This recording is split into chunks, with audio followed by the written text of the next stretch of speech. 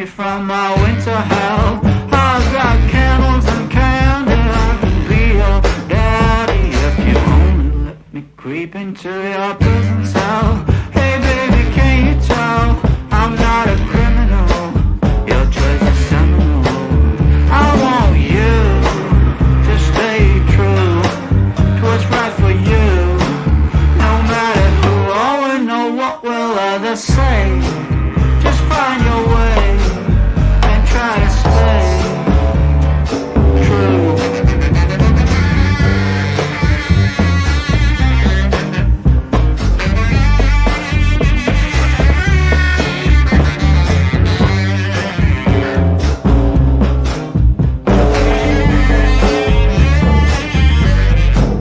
Just speak low, stand in your row, try not to show this life's a show. Try not to glow way down below. Oh, it's a lot of woe, and that's not a place where you would like to go. I've got cigarettes and brandy, which could come in handy if you just help me loosen up my hand grenades fuse. Baby, don't refuse my truth, but it's up to you now to choose. I want you to stay true to what's right for you. No matter who or know what will others say, just find your way and try to stay true.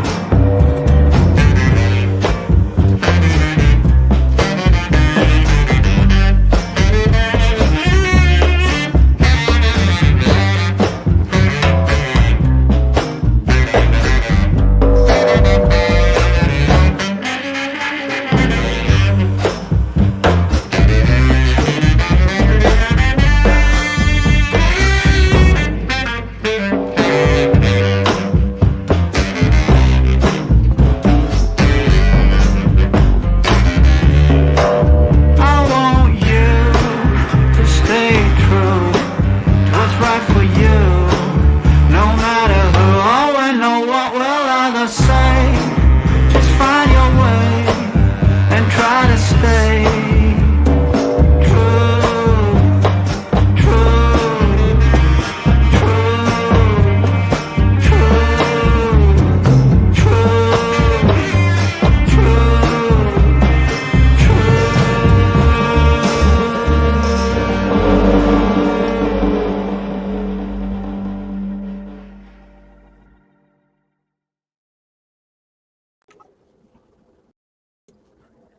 Oh, hello, everyone. How are you? Long time no see.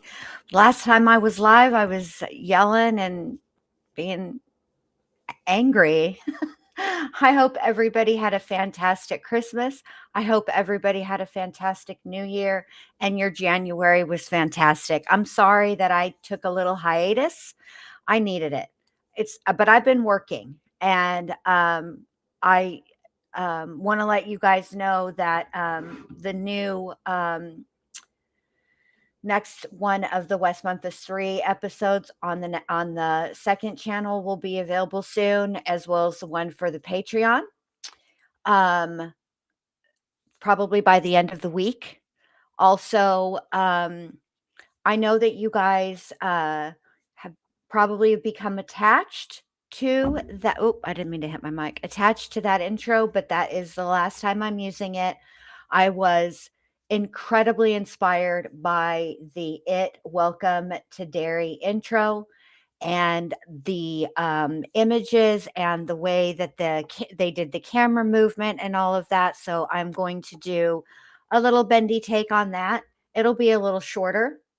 I will give you a hint. The song is an old song. It's from 1930. It has recently become part of the public domain. If you have kids or you yourself, when you were a kid, watched SpongeBob SquarePants, it's a song that was in one of the very first episodes. Tiny Tim sang it, but the recording I'm using is the original. It is living in the sunlight, loving in the moonlight.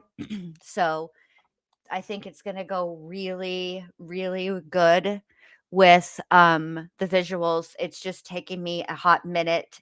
It's a 3D camera and I'm not super used to working with that or whatever. So it's taken me a minute, but I have every confidence in the world that you guys are going to like that just as much, if not more. You guys know how I am as an Aquarius. I got to change things. I can't just keep it the same. I need a new, I just needed something new and something fresh, something more up to date.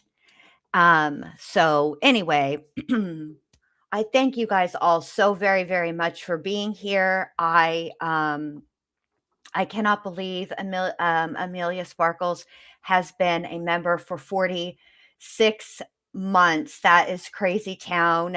Thank you for all of the birthday wishes. I am 49 today. So not quite 50, but almost. And Chicky Nuggy's birthday is tomorrow.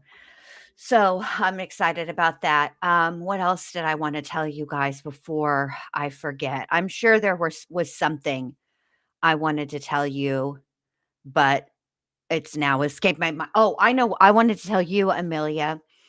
I got a text today from Molson Man. You know, even though he's not around on the tubes, do you know that man, that sweet, sweet man? He wishes me happy birthday every single year. He has not missed a year yet. So, I just wanted to tell you that I miss him. I wish he would come back um, to the tubes, but I totally get it. Let me go ahead and bring Allie up here. She's waited so very patiently backstage. Let me bring her up. Hello. Hello.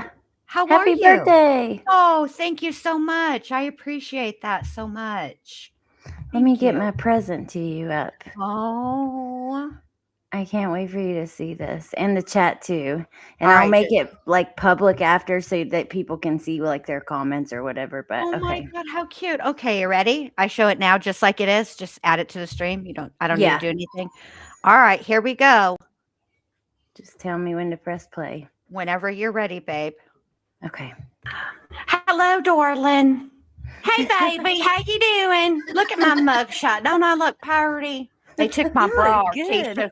They took my bra, girls. They took my bra. First thing they My did, God, they took that's my me. bra and my shoelaces, them sons of bitches. They didn't take it to Virginia, did they? No, Virginia. no, they gave me my bra back when I got released. But I was Okay, mad. good. I was I'm mad. so glad you're here. I was so worried I'd have to do that bend over and cough. You know, my whole cooter be out, and I didn't want that shit. Mm-mm. Oh my God. Oh my God.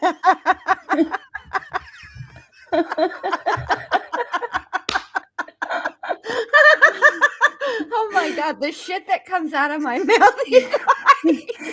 Listen, because like putting it together and doing all the overlays, because if you watch later, you'll see like all the comments are like comments to you about how much they love you and stuff. Some Oh my God. include me because they were on my channel, but they're all about you. And some I went to your Oh. channel to get. Oh my God, so- Allie, thank you so much. That was so sweet of you. When Oh I my was doing the God. overlays, I kept hearing the cooter part over and over. I was just laughing. Oh, the cooter and bra. Yeah. Woo. Classic That's B. Classic ain't B. Those are some of my favorite times. Oh And my God. you Thank sound you so much like her. It's just so fun for all of us. So yeah, Oh you're my God. welcome. Thank you so much. That was so sweet of you, babe. I appreciate that. I You're love welcome. it. Oh, I'm so Oh glad. my gosh. Yeah, I was like, oh, I got to make a video or something. And then I was like, oh my God, I have to go find it. And I was like, I know the last Tisha live we did. Now, my video editing skills aren't nothing like Jen's, but this didn't require that. This didn't require that. So I knew the last live that we did on Tisha, you joined as Brenda. So I was like, okay, I'll go there. And so it was and grab this down. And then from there on. But. Oh my God. Send help. That was really sweet of you. Thank you so much, babe. You did a great job. And you are a fantastic little editor. Stop it. I just take forever because I have issues.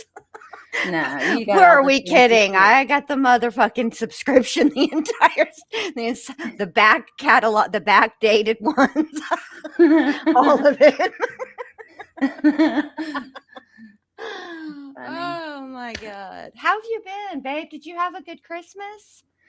Yeah, I've been good. We had good holidays. And did you see my video about like the cops thinking that my car hit a woman? Okay. I started to watch that, but the nuggie, we've had a little bit of some issues. She's been running. It will start out as a low grade fever, and then it'll jump up to 101. And so I've been like really focused on being with her, and because her mom and dad have been working a lot. Right. And so when she doesn't feel well, like, and the thing about her is, even when she's sick like that, she doesn't, oh, excuse me. I didn't mean to burp in y'all's ear. So sorry. She doesn't act sick. You can only really see it because it's so weird. Her little, her rash, she calls it her fritis. My fritis rash is gone, Granny. Her arthritis rash is it's gone. It's the only time my fritis rash is gone. It's the only time you don't see it. And so I've been kind of really, but I started to watch it, and then she needed me, and I was like, okay, I'll come back. And then you know how I get, something shiny might happen. Who knows? Alice will be looking hella cute. Long story short, it's been chaos, but we're good now. Things are good. But besides, I was gonna say, like, I might be here for like an hour or so. There's a sick kiddo here in the house tonight, so it's a little bit. Yeah, Emmy's sick. She's not feeling very good at all, and it's just like a few minutes before we started, she came and talked to me, and she's feeling worse. So I'm kind of watching that. I gave her some medicine, but I'm sorry, babe. I'm so sorry. That's okay. It's been going around. I know the one thing that Nuggie doesn't have is the flu. Bless her heart. They took her to the emergency room yesterday. She's got to go to Cook's tomorrow to see her rheumatologist. But every damn year, last year on her birthday, she was in the hospital. And she is so excited because she puts her little hands together and says, our birthdays are right next to each other. Me and Granny. Awesome. Yeah, that is really awesome. Me and Granny. Yeah. So I taught her how to say, I taught her to say no me gusta, but I taught her to say it like from your soul when you don't like something, no me gusta. So now she's doing that. Then the other thing we do, and it really drives her mom nuts, is when something bad happens, we'll sing it at the same time. And she kind of sounds like me. So when we sing it, we'll go, that's bad luck at the same time. It drives her mom nuts. I'm sure she's a little hoot. Yeah. She is. Okay. Well, I don't want to keep you too long. What I had for you guys tonight is, as you guys are aware, old Gypsy out here doing the damn most, has all these videos have been released. Okay. They're new to the public, but I want to reiterate, because I cannot say this enough. These are not new to Gypsy, to the prosecution, or the defense, both for Gypsy and Nick. These were all part of discovery. Okay. But what I chose to play for you guys tonight, this is a call between Gypsy and Christy while she is in Greene County, and the infamous photo of her licking the knife has come out. And it's her explanation of it that I was like, I'm going to play this because I'm tired of, look, Gypsy, at the end, here's the deal. Okay. the truth is going to come out. The whole truth and nothing but the truth is going to end up coming out. You would do better just to admit it. You can't be prosecuted anymore. You've done your time. It's not like they can go back and get you for anything. You're free and clear, but you owe it not even to the public, but truthfully, you talk a lot about like healing and I'm a new woman now. Uh-huh. And all the things, but you're doing the same thing. So how new are you? I don't give a rat's fat kneecap how many times you cut your hair, color your hair, put on a different wig. That is just the shell. The inside of you is what you need to like take care of, and you owe it to yourself to tell the truth. You'll feel better. We all already kind of know what happened. You might as well just admit it at this point. It's starting to be like kind of pathetic. Anywho, so she's trying to explain this photograph as if it's been taken out of context and that people are making a big deal out of nothing. But the reason I wanted to play this is because I think that it really encapsulates exactly who Gypsy is and how quickly she can adapt a story to finding out, okay, people know this. Let me just adapt the story. Let me tweak it a little bit, add a detail here, remove a detail there. She's very, very good at it. And then we're going to actually see her in the outfit. So that is manipulative. which I don't have any patience for Gypsy, and I'm kind of actually a little extra irritated because, in 2024 when she was released, I took it easy on her. If y'all will recall, I said, well, let me just not say a whole lot. Let's just see how she does, right? And then we saw how she does, Yeah. And so, hey, just Jamie. Hey, just Jamie. Hello to everybody. Thank you guys all for being here. Welcome in. I think you'll have fun. I'm not going to be real serious. It's between Gypsy and Christy. Now, when I listened to the audio on my phone, it wasn't the best. But when I listen to it on my computer, I have a much better set of headphones. So it'll probably be fine for you guys. But let me know in the chat. I've turned the closed captions on. Let me move them to the top because it's just going to be like this. And once again, Ooh, I like their graphics. Yeah, Into their the Weeds graphics are graphic. really good. You guys got to go and check out Into the Weeds podcast. It's not just, Gypsy.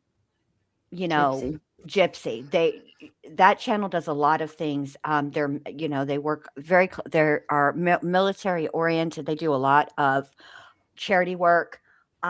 So also, I want to let you guys know that it's freaking freezing here. I'm not impressed with. Are you all right? Did you just fall?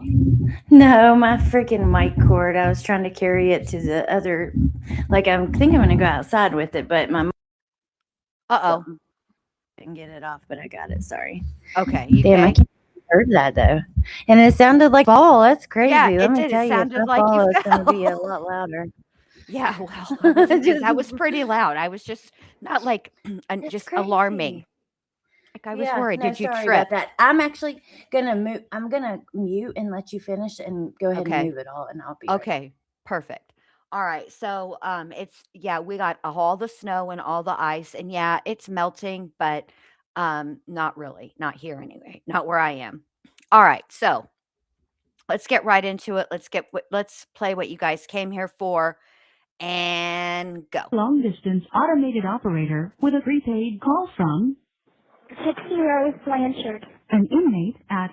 This call is subject to recording and monitoring. Your current prepaid balance is $81. Press 1 to accept the call. To deny this call, thank you for using Legacy Long Distance. Hey, sweetie. How you doing, boo? Still very shaken up. Yeah, I could imagine. This could be okay, sweetie. I don't know. I was so hopeful earlier, and then just stuff that I didn't even remember saying. Yeah. I know. I mean, what was I thinking now? yeah. And it's I can like, understand that. I'm shaken up, and it's like, I didn't even know the details of what he had done, and then to hear it, it's traumatizing on me. And it's like I never asked him to be that gruesome. Yeah. I'm sorry, Gypsy. Are you giving your hired hitman a Google review? Is that what I'm hearing you do right now? Because that's what it sounds like to me.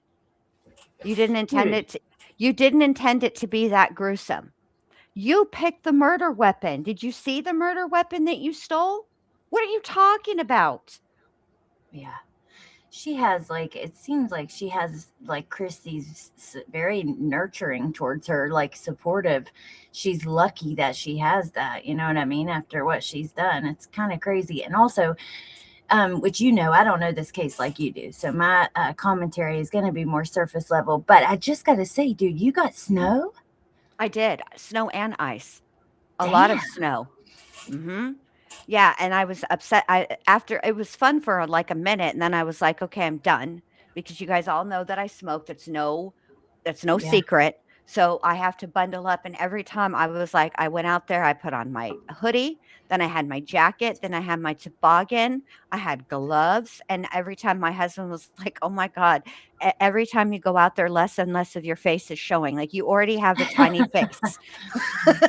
That's how I am. I feel you. I put on multiple pants, multiple jackets. Right now I'm outside, but I have a heater. But we did not get the storm, thank God. The Oh God, coldest I it's was been worried here about has been you. freezing. Well, I guess North Carolina got it, but not the coast. You know what I mean? Okay. A lot of Well, the, you be careful because this weekend, I don't know they're saying something's happening this weekend right off the you know, coast. this weekend we do have snow predicted. So Oh, bless your heart. See, I can't do it. And do you know what my son-in-law told me? what? He said to me, he said, well, you know, Granny, you're feeling extra cold because you know the older you get, the thinner your skin gets. Mm-hmm. That's what he said. Well, that's Yeah. probably why I'm getting extra cold too. But yeah, we got snow Shut coming up. this weekend. You're like But 20 years younger than me. Get bent, Allie. oh, whatever. But listen, it has only been like, it's been cold for here, like 40 degrees, Yeah, that's 35 cold at for the there. coldest. It's really cold for here, but this week it's going to be like 10 degrees even colder when the snow's supposed to come. And I Oh, don't know what we're going to do. I don't know. It's because, I just got a once bunch you of get used to firewood. it, Yeah. it's just, yeah, All I did that's was a get good a way to bunch of get warm. firewood and delicious snacks. Mac and Alice, they're Florida cats. They don't like it either. They're like, "Oh hell no, we have not acclimated either, and there ain't nothing thin about our skin." Especially Mac. Mac is thicker than a bowl of oatmeal, and y'all have seen him. He is a big boy. Yeah, he is. Well, yeah. Yeah. I don't know. I was going to say something. I lost my train of thought. But anyway, All I right. just I'm couldn't gonna. believe you got snow. But all right, Yeah, let's I keep got going if you snow. want. All right, here we go. Okay. Here we go. I never asked him to be that gruesome. Also, yes, it is not just your ears. Gypsy does take she's already got a high pitched voice, okay? But she does take her high pitched voice up about 4 to 5 octaves when she's trying to be manipulative. All right, Yeah, here it's we a go. tactic. Yeah, Ugh. it's a tactic. I can't stand it. All right, here we go. But we'll get through it, baby. How can you possibly still be so supportive after knowing what y'all found out today? Gypsy, because we love you. And it's unconditional love. We love you no matter what, sweetie. Thank you. We will never turn our backs. I know. At this point, I know You're that. here for the long run. You're stuck with us now. That's good. I want to be stuck. I want to be stuck with you. Good. We'll get through it. Yeah. And I kind of took a moment to understand that I am a part of it. And even though I didn't mean to be, I know that I had taken a lot of medication, so I can't remember that clearly how things happened. And Right. I understand that. all the things I said under that medication. And, it's stuff that I wouldn't normally say or do. And it's just a bad situation. And Mike came into the booth after y'all left, and he's like, it's okay, we have a plan no matter. We had 2 plans for if you are involved and if you're not involved, and, you know, it just happens to be the one where you're involved, and we have a defense for that. You know, they're prepared for that. Yeah. Let me just say this right here and right now, okay? Look, the fact of the matter, this is true, okay? But it's the way that she's saying it that it can be interpreted differently. Gypsy stole her mom's medication. The medication that she chose to take with her to Wisconsin was store brand Benadryl, hydrocodone, and Xanax. The hydrocodone and Xanax belong to Dee Dee. Okay. So this is not medication that Dee Dee was giving to her. This is not medication she was forced to take.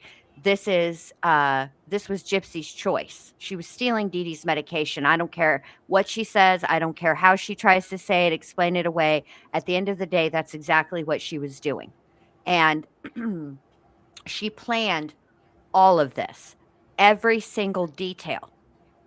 This was, and for her to say, yes, and Mike Stanfield, oh, he is slicker than baby snot. He absolutely had a plan. And I ain't even hating on him for it. That is what you want in a defense attorney. That's what you want. Right. And, he played, he did what he did. And I was thinking about the live that Amber and I did, not last week, but the week before. And we were talking about Mike Stanfield's plan. And I distinctly remember the first time that I heard the term, not like in my life, but being used to talk about this case specifically, Munchausen syndrome by proxy, was on MJ Pack's blog. Very early on in it, like within the first, I don't know, 3 days maybe. Wow, that's Of crazy. the Before there was investigation. any time to really know. Correct. It's Before 3 she days was in. even, I don't even think she had been extradited at that point to, I can't remember how long she waited in Waukesha before she was extradited to, hold on, Alice, before she was extradited back to Missouri. But yes, Kelly, she was taking the meds herself. She was getting toe up from the flow up to Tina, Well, intentionally. the Xanax really might have taken some of her memory, but It I'm might sorry, have. that whole thing where she said, I can't believe you guys still love me after what you heard today. It's like, you manipulative little hussy. That's all that is right there. You are It is. literally trying to gauge where you're at with them right this minute. It and how absolutely much they is. know. It absolutely is. It absolutely is. Okay, let me let Alice out. I'll be right back. Okay. We went there after and talked to him, and there is a plan in motion, Yeah. you know. I'm But hopeful, and I put my trust in him. I really, I had to kind of laugh when he's like, do you work for Facebook? Do you know how it works? That's funny. yeah, but just know that we are still behind you 100%. Thank you. We're never going to turn our backs. I know. At this point, I honestly think that the worst of it has come out. If there's stuff on Facebook, it wouldn't be any worse than what has already been said in those texts. Really, I think the same thing as you. And I'm like, I think I was on Facebook while texting them that night, so it might, some things might be on Facebook, but it'll come out, and I'm like, and it can't be any worse than what was in those texts, so. No, sweetie, I don't think you can. And I'm like, that picture was taken in October. So one of these dressed up like a comic book character. I'm like, right. That was so taken out of context because I had pictures of me as a princess too on that website. Exactly. And everybody takes pictures like that comic strip girl. Yeah. And there's a lot of them that do. And I did like a video of me in that costume, and I was practicing for the sci-fi convention that was going to be coming up. So, you know, I guess they were trying to throw anything they could at me. Right. And it's like, I didn't remember a lot of what they had showed, so it was like, I told my lawyer, I'm like, I don't remember a lot of it. Right. A lot of things They're are fuzzy. thinking, yeah, there's just some things you probably just blocked out, Right. you know, and it's just can't remember. Right. And maybe you don't want to remember, you know? To be honest, I don't want to remember, and it's like, it feels like I'm a victim, but it's like I'm a part of it, but I feel like a victim, and I don't know if that You are. makes any sense. You are, sweet. But You are. at least he kind of told me, that what we're dealing with, and how we're going to handle it, and that to just stay positive, and he's like, don't worry. And I'm thinking in my head, how can I not worry? This is my life.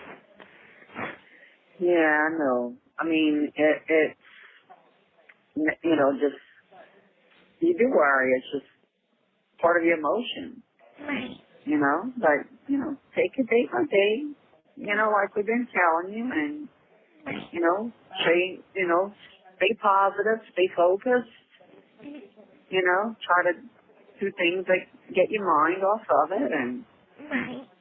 you know, and pray. Yeah. Whenever You know, I prayed a lot. And just to help me find peace, to help cope with all of this. And I know that's going to take a long, long time for all of this to be over. Yeah, but he'll give you the strength you need, sweetie. But I can't thank you enough for coming all that way just to see me and be a support system for me. Oh, baby. We'll always be here for you. And when you need us, you let us know. Absolutely. And I got the picture that y'all had sent. The one of your daddy. I got it tonight. Oh, you did? You got it? With your little curly, with your blonde hair. So cute. I know you are. You wanna talk to Dad? Yes, please. Okay, I love you, sweetie. I love you too. You stay strong. I will. Okay. Hey, Daddy. All right. Just real quick before Rod starts talking. Few things here. What were you practicing for a sci-fi convention, Gypsy? That makes absolutely no sense. For Harley Quinn. Harley Quinn's tool in the comic book, which is how you dressed up, you didn't, it's not like Harley from the movie, because that wasn't even out yet. This is from the comics. Was a hammer. That was her weapon. That's what she carried all the time. Did she use other things? Sure. But Well, don't you know everybody takes pictures like that? Because what Yeah. Christy said, like, not this part of everybody. I don't know who you yeah, know, Christy. I'm not part of everybody, and I'm not included in that. Wolfie. I've never taken, hey Wolfie, I've never taken a picture with a knife, let alone licking it. Okay. Everybody does that. Everybody's doing it. Everybody. Get the hell out of here, Gypsy, you big fat liar. What you were doing is playing mind games with an already sick individual. Look, the truth of the matter is, and I've said this a million times, I'm going to say it 1,000,001. All right. Does Nick deserve to be in prison? Will that serve him? No. I think where he needs to be is a locked facility. He does have some very, very disturbing thought processes. Okay. And Gypsy exploited the hell out of that, played on it, and encouraged it, made it worse. And she has her own sick, twisted ideations as well. We saw the videos. Okay. So, I didn't ask him to be that gruesome. I'm a victim. No, you're not a victim. Oh, yeah. See, I suspect that Gypsy was well aware of Munchausen syndrome by proxy. And here's why I say that. Because I was listening to one of the videos that Into the Weeds put out a week ago. I was listening to it while I was in the shower, and everybody knows Bindi gets her best ideas in the shower. So I was listening to it, and she was talking about this video. This was a response video to a video that Nick had sent her, and she was responding. And they had gotten into a little tiff because Nick said something to the effect of, "I want to examine your body." Okay. And she said that she kind of got offended by that because she felt like he was going to critique her body and tell her what was wrong with it, because she knew and had learned that there was that happens in sororities, that they make the girls stand there in their bra and panties and the other sorority sisters write like fat on their belly or whatever. Okay, that specific thing that she said comes from a a movie. It's called Freshman Fall. Hilary Swank is in it. Mark Paul Gosselaar is in it. It's a Lifetime movie, and there are things that Gypsy knows about that I suspect came from Google, from looking things up. I believe because she told Dan, and when she ran away, she told that group of friends that she wasn't really sick, that her mom, made her pretend that she was sick, made her pretend that she couldn't walk, all of these things. I think that um, I think this was her plan all along to set it up, because there was a level of fraud going on. Yes, Gypsy had some things, and she did need testing, and I don't think it was to the level that Gypsy portrayed it. Um, this is what Gypsy, Shamina, there's I think where she got that from is from an old Lifetime movie. Like I said, it's called Freshman Fall. I think it might even be on YouTube. I think that's where she got it from. I don't think that it's something that she researched in that way. I think that there are other things, like I think she researched Asperger's, because I think she knew exactly how to play Nick and how to handle him. Um Did any of that stuff Okay. come out? Like what she was Googling and stuff? Not that I have seen, but to be fair, I'm a little behind on all of this. Like, there are many, many channels that stayed on Gypsy since she's gotten out, whereas you guys know I didn't. I kind of like was let her be drama over there on the Tickety Talks. I'm just gonna. But then when these FOIAs started to come back and things started to come out, so I'm a little behind on that. So I don't actually know that, but she does have, she does remember movies a lot, and I really do think that that is where that came from.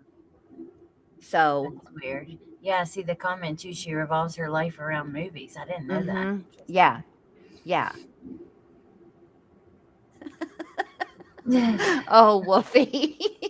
Cluckety Cluck says yes, Oh, they have came out. I wonder okay. what. I'm going to have to go and find those, and then Yeah. I will come back and talk about all of that, because I know that that things that Dee Dee was searching has come out, and some of the things that Dee Dee was searching were like, um, what do you do when when your child steals your medications? Like she was looking into like group homes, shelters. So Mm. yeah, yeah.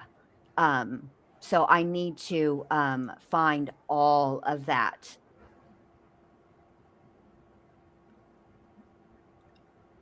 Oh, does she? Okay, I'll definitely check that out, Boudica. Um, she's a good channel too. But I'm behind on all of this. And also, just so you guys know, um, I did do a um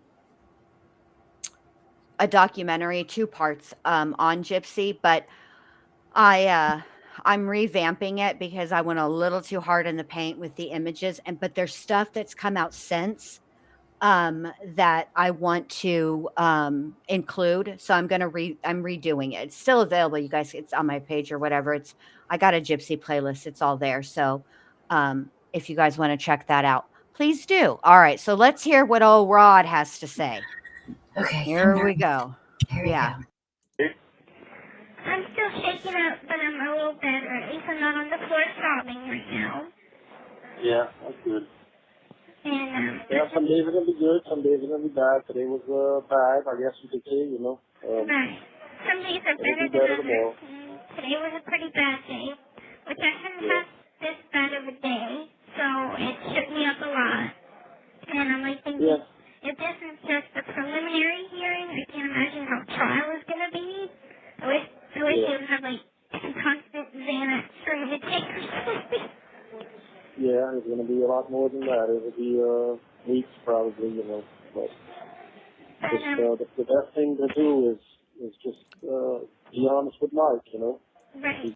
All right. Here's the deal. Did y'all catch what she just said? I wish I had constant Xanax for me to take. Yeah, I heard it. Yeah. So, you know, she twisted, you know, the medication when she's talking to Christy, right? As if she was, Yeah. you know, being made to take this medication by Dee Dee, right? But the truth of the matter is Gypsy liked the Xannies. That's it. That's all. It's not that complicated. You know, She's a master manipulator. yes, she is. So Julie says, I'm sorry, I just don't understand why they did not hold her more responsible. Nick was telling the truth and Dee Dee was stabbed more than what he said he did. Well, this is what I suspect happened. Okay. One of the things that Mike Stanfield did very early on, like you're hearing it right now, that he had a plan. And part of that plan included essentially villainizing the victim, which in this case is Dee Dee, and victimizing the perpetrator, which is Gypsy. And he didn't give a rat's fat kneecap about Nick, and he didn't have to. I mean, the fact of the matter is Gypsy's his client, and that's who he's supposed to defend. So one of the first things he did was get their trials separated. That was the absolute first thing he did, was to sever the trials. They were going to be tried together, which I think had that happened, I think things would have gone very, very differently. If that judge hadn't severed those trials, we would be looking at a very different scenario today. I believe Gypsy would still be in prison, if I'm being honest. And I don't think she would have gotten the second-degree murder that she got. Now, that being said, when you're a prosecutor, you have to weigh all of the things, okay? And one of the things that Mike also did was inundate the DA's office because it's reciprocal, discovery is reciprocal. And he was going to use Gypsy's medical documents as a mitigating factor. So that all had to get turned over to the prosecution. I think he buried them in paperwork. There was such a mass amount of records that he was sending over, which that's how medical records are. Even very routine, even somebody who's just, you know, going to the doctor, you know, for a yearly checkup, for an annual checkup, will have a stack. Then if you go to the hospital, all of those records get transferred to each department.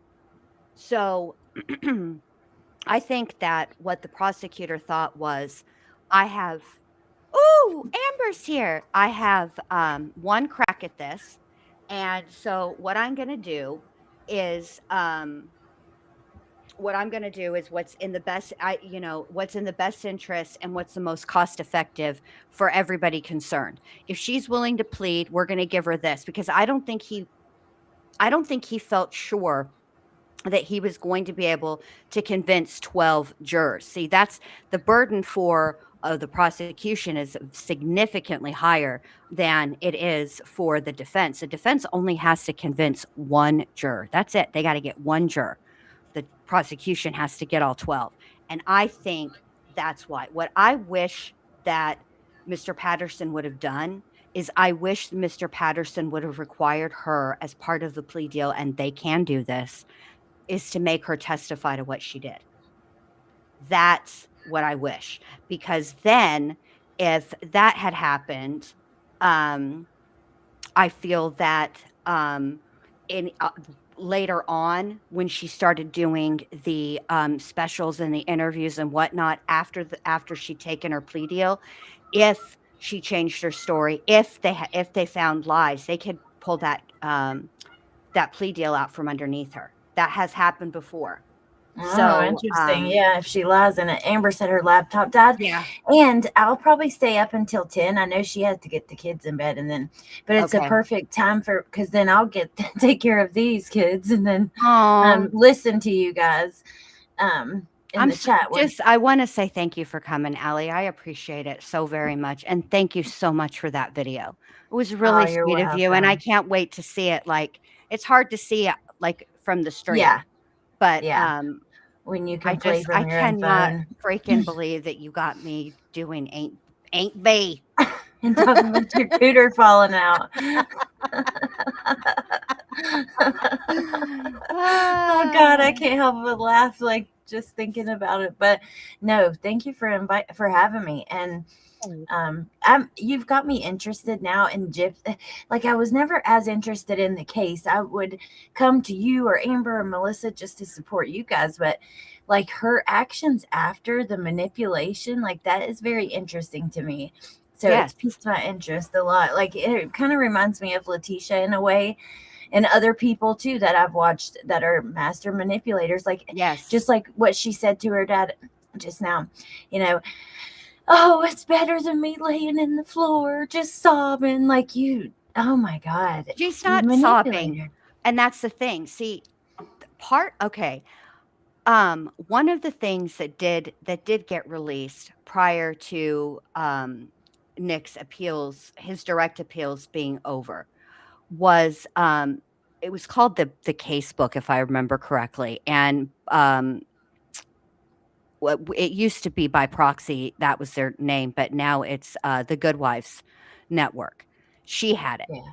And there were reports in that case book from the Greene County Jail and of Gypsy's interactions with other inmates, things that she told them, times that she snitched on them, things like that. Oh, I bet. Oh God, Yeah. I bet that's interesting. Yeah. And she said some things while she was in the county jail awaiting trial that she admitted to being in the room. What she's never she admitted to going in the room. See, she has always said, "Hey Amber," that she didn't go in there at all. Mm. But we know that that's not true because the money came from the safe. The safe was in the bedroom.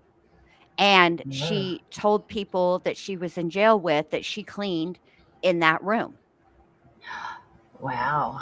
Right. So do you think she was part of like? Yes. Oh my gosh! Wow. This is Hoodie's in a crowbar. This is why I think that.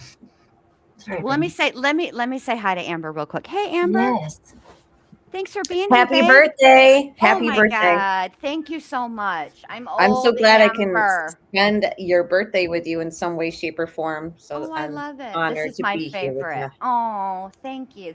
I do this every year on my birthday. I never talk about it being my birthday, but I always like to be alive on my birthday with, talking true crime, and especially my very first one was with Criminality and Shmita, and we were doing I can't remember if we were doing Chandler Halderson or if we were doing Todd Mullis. But we were talking about that. That was my very first year. Love those girls. Yes. I still remember when you turned 47.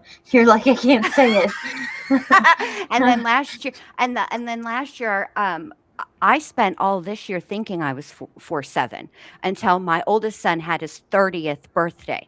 And then I did the math and I was like, well, oh my God. I cannot be turning 48 this year if he is 30 because I had him when I was 18. That math ain't mathin'. So that's funny. Yeah. Castle dazzle. Oh, so okay, this is why I think Gypsy was in the room. Okay, both Nick and Gypsy have said, and this has been something that's been consistent between the two, but that both of them have said that Dee Dee screamed for Gypsy, screamed out her name. Oh. And I thought about this. First of all, Gypsy tried to tell people that she tried to tell the detective interviewing her that she was locked in the bathroom. The problem with that is that that's not how a bathroom door works. The lock is on the inside, so she could always get out. She wasn't locked in. That's ridiculous. But when you think about it, and you just logically, okay, even though what happened was very emotional and things like that, Dee Dee, regardless of how you fall, whether or how you land on the Munchausen thing, if you think she had it or if you don't, I think everybody can agree that Dee Dee was a very protective mother. And those girls, it was always for years and years and years and years and years, it was just Dee Dee and Gypsy. So there's a certain way that a single mom with children lives. They become very aware of their surroundings. It doesn't make sense that she was being attacked and she would holler out her child's name to alert the attacker that there was somebody else in the house, or holler out her child's name so her child comes running in there. It just doesn't make sense. I don't think that she would do that. I think she yelled out Gypsy because I think she saw Gypsy. Yeah. Now, In shock, maybe, just like, Gypsy. yes. Yes. Yeah. Oh my God. Yeah. That's so That's what I sad. think. And then That's if what she I truly think. has been demonized, not that she wasn't a scammer or in on some scams, but I mean, does that mean you deserve to be murdered for it? I don't know. It's No. just crazy. Well, even if Gypsy's story was 100% true, she did every single thing that she accused, even if Dee Dee did every single thing, including all the financial stuff that Gypsy says she did, right? The truth of the matter is Dee Dee would have been convicted and probably sentenced to something similar to what Gypsy got, about 10 years. None of her crimes were worthy of capital punishment. And the other part that's never really made sense to me is the fact that this tossing around this Munchausen syndrome by proxy situation. Gypsy was 23, almost 24, when she murdered Dee Dee, and when she and Nick murdered Dee Dee. And if you really look into Munchausen syndrome by proxy, which it's not called that anymore, but I just always forget what they call it now. Anywho, those children die usually before 12. They're young because they're made sick. Their mother makes them sick. They don't invent diseases and take them to the doctor to get tested for these diseases. They actually make the child physically sick. Like the one mother who was injecting salt into the IV, or they give them cleaner, so it's just. Can you imagine like that level of, I don't know, where you cannot resist but put it in their IV, even in the hospital? You're on camera. I remember that one. That is just so sick. Like, yeah, I don't know, it's real serious mental illness. Not that it excuses it. I've said a million times, I truly believe most people who take someone's life have some kind of mental illness. They still need to pay for what they've done. It's just bizarre, man. It is. It is. What were you going to say, Amber? Oh, no, I just agree. And usually people don't really know the ins and outs of that disorder anyway. So the way that they kind of painted Gypsy's side of things and how the media just keeps perpetuating it, like, unless you really dig into Munchausen by proxy or fictitious syndrome, or I forget it as well, how they've changed the terminology, but it really doesn't really match anything that goes along with and especially seeing these videos, right? I mean, the Right. videos, I thought like, oh, this is going to be entertaining. Let's see. But now it's like it's much deeper than I thought it was going to be, watching those videos and actually seeing like the dynamic between them when they went on their vacation and Yes. the freedoms that she has, and even buying the outfits, like thinking about things either getting delivered in the mail or she's at the store buying these outfits for Nick. And it's like a whole other Right. level of like, wait a minute, I thought like this was somebody who was like not allowed to do anything without her mom like being right there. So how is all this happening? Right. And Right. how like thank you, Lisa. I appreciate that, babe. Thank you. How can you okay, this is see, these are things that came out early on, like Gypsy admitting that she stole the murder weapon. Now, if you think about the story that that we'd been told, okay, over and over in various forms about the time that Gypsy ran away the first time and how she was tied to the bed. Now, she has brought this guy to the movie theater and they've met and all the things, right? And Dee Dee didn't like Nick from Jump. And she knows that her daughter is itching to get away, trying to escape, all of the things, right? Why would you let her roam around Walmart of all places unsupervised? You wouldn't. You wouldn't. She was able to steal that knife because she had an enormous amount of freedom. I think that she controlled that. I think she was the boss in in that relationship at the end. I think after she turned 18, I think after Dan things changed. I think after that time that Gypsy ran away, I think that the power dynamic between she and Dee Dee switched. And I think Gypsy became the one running the show. That's what I think. Yep. And I think that more people are seeing that just from those videos. Like we've kind of honestly, I never even thought about that until I saw those videos.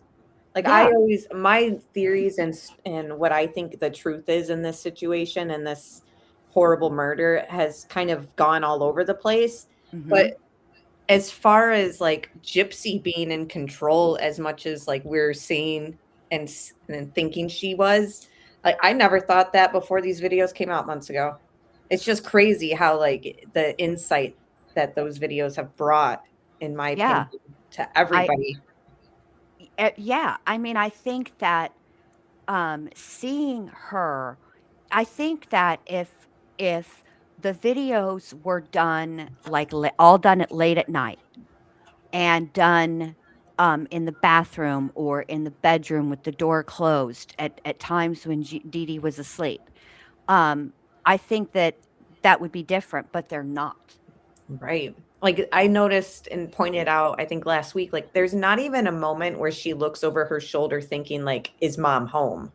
Like, oh my Right. gosh, you know what I mean? Like she doesn't ever Right. whisper. She's never N- looking like she's paranoid. Like, did I hear somebody Ever, pull in? Like, yeah, ever, ever. She does not do any of that.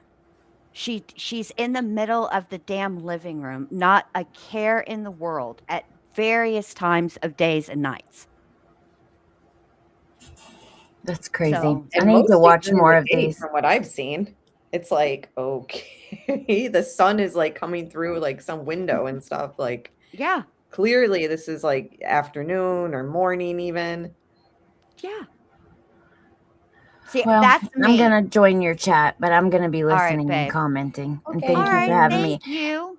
And Amber, I wish I was up here longer with you as well, but I'm gonna make that video public so you can see the comments and stuff. People though Oh, that can randomly yay! recommend it are gonna be Yeah, that like, was hilarious. Will you put it in the chat when you make it private? Will you put the link in the chat for me? yes, Pretty I please. will. Okay, thank you. Okay, all right. I'll see you guys. I'll be in the chat, and yeah, happy birthday, Okay, talk Bindi. soon. Okay, Okay. bye. Thank you. Bye. See, Cluckety Cluck over here. That's Chicken Lady. This is me. She says, I've been side eyeing her since Mommy Dead and Dearest. I just always felt she was manipulative. From the very opening scene of Mommy Dead and Dearest, when she sits down, I was like, nope. She's a lying liar mouth who tells lies. And I have not been wrong yet on that. I have, And I tried with her too. Like when she got out in 2023, I was, or was it 2024? 2024.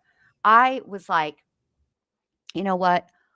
I can see that Hold on, based be on right the back. I'm sorry, I'll be okay. right back. No, you're fine, babe. Based on the available information at that time, my view was that my view on her had softened. I recognized that she could be also a victim of things.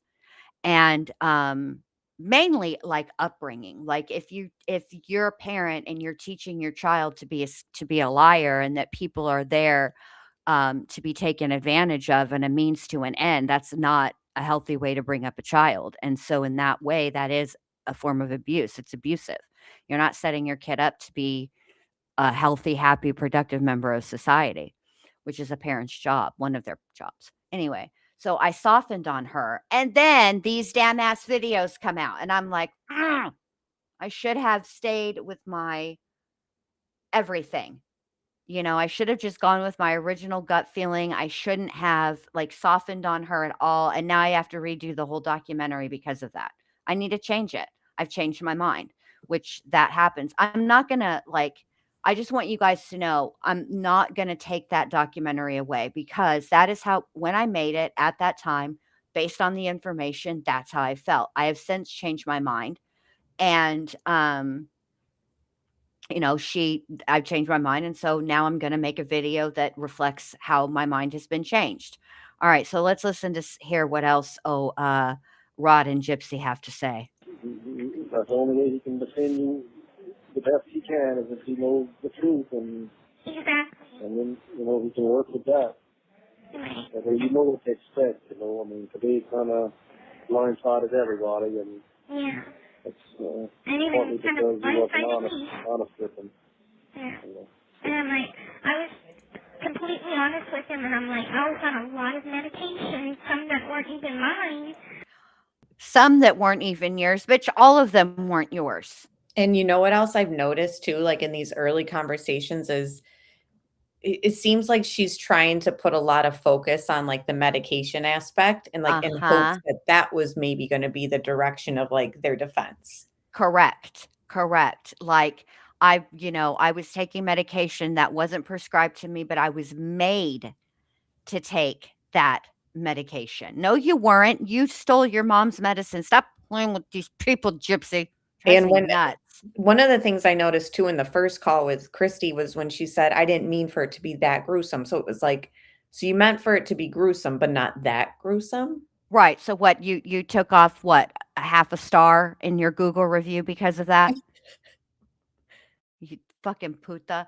It's frustrating to me. She's not completely lying here, I don't think, when she says she was blindsided. It's not that Gypsy didn't know that these things were out there, like the texts and the pictures and stuff. What she thought was that she had done a good enough job of getting rid of smashing computers, etc., and that they wouldn't be recovered. I agree. That's what it is. So she was shocked that they were able to recover that. She knew what she did. You remember, Gypsy, stop playing with these people. And you know what else is kind of interesting too, listening to her talk to Rod, is like knowing how the relationship was. They never really talked that often. So this must be like extra awkward. Yeah, but it's weird because I'm glad you brought that up because I was going to say, but the conversation flows as if it's not awkward. It does. Do you know what I mean?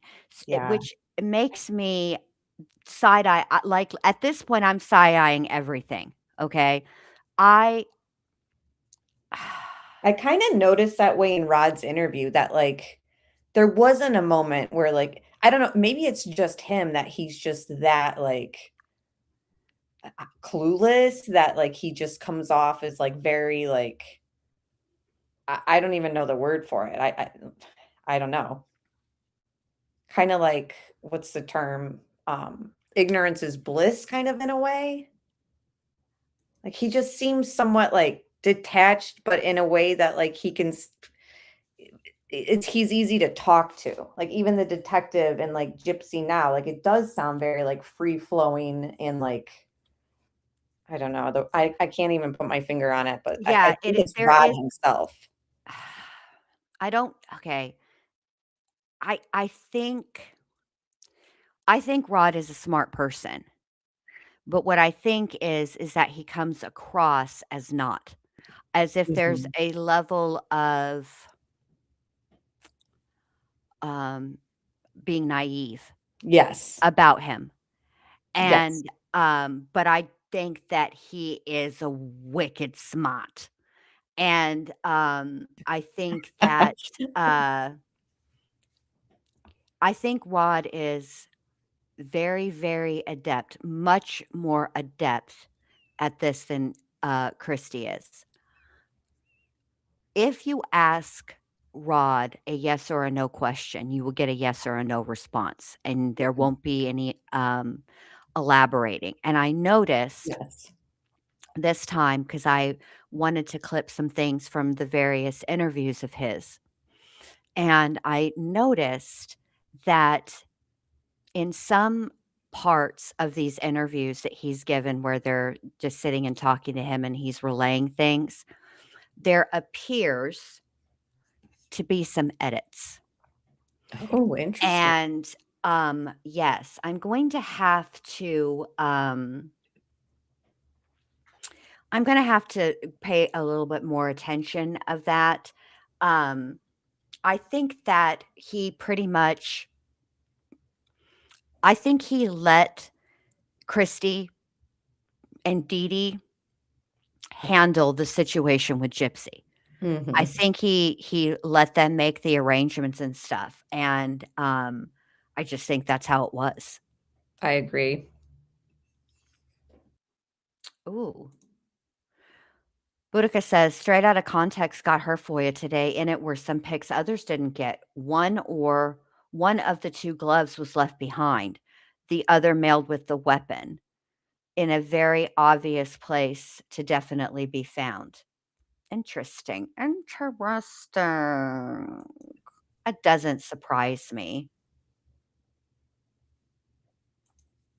Amy, Ohio, proud Islander. Hey, Amy says he was not honest with police at all, and the new Facebook messages show it. Okay, Oh. back in 2019, I had a screenshot of a conversation between Gypsy, Christy, and Rod, okay, through Facebook, and they talked about, um, school because they were paying for Catholic school. And they talked about a couple of other things that now like, it's been so long, okay, since I've seen it, and y'all, I have gone through everything. I have gone through, like, my Google Drive, I've gone through Google Photos, I've gone through old phones, and I cannot find that screenshot. Dang.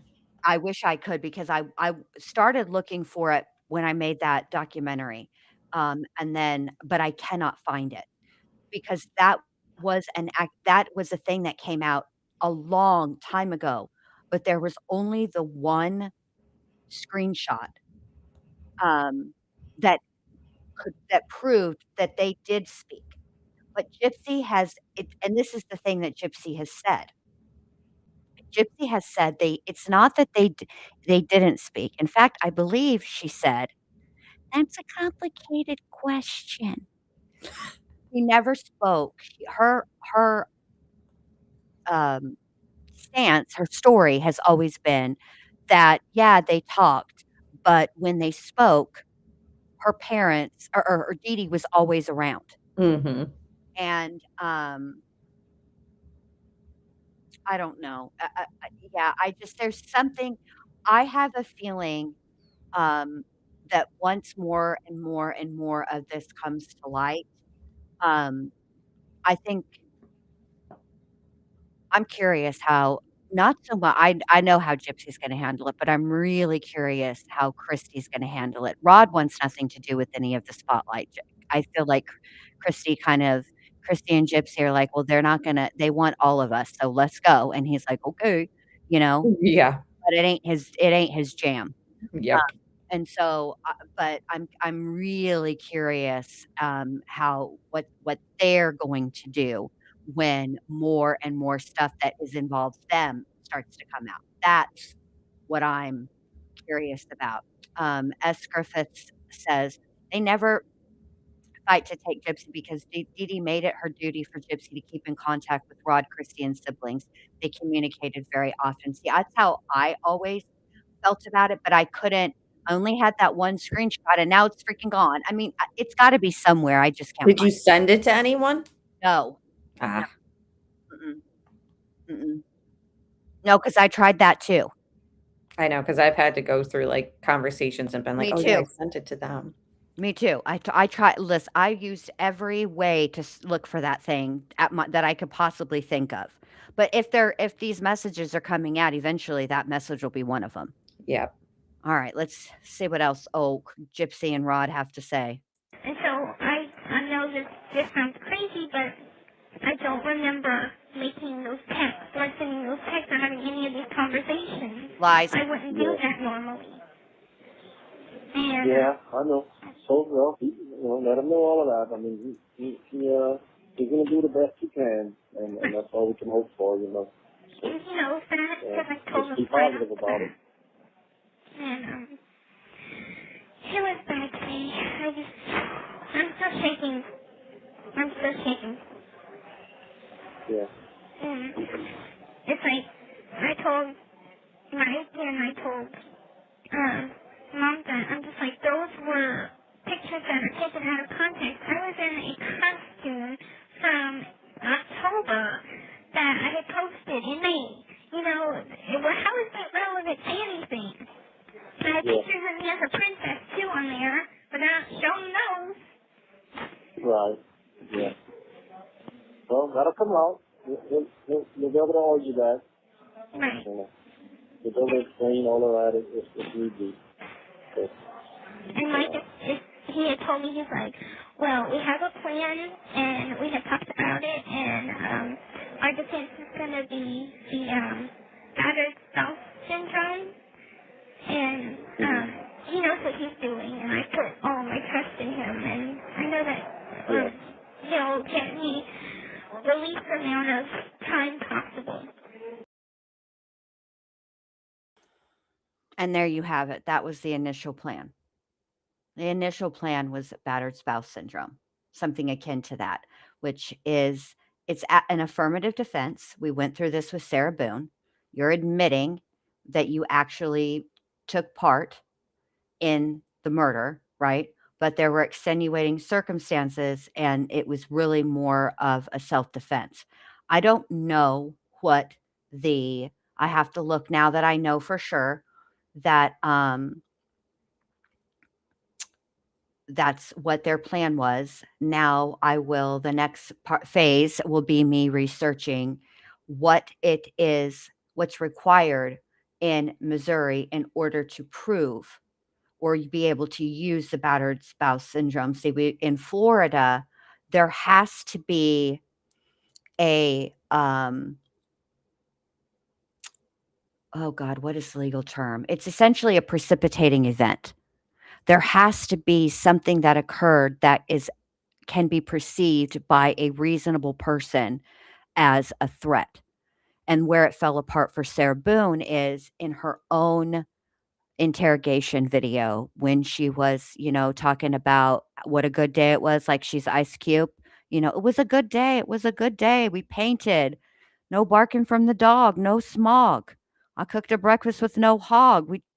We took off to the Publix and got our wine on. I mean, you know what I'm saying? Mm-hmm. So,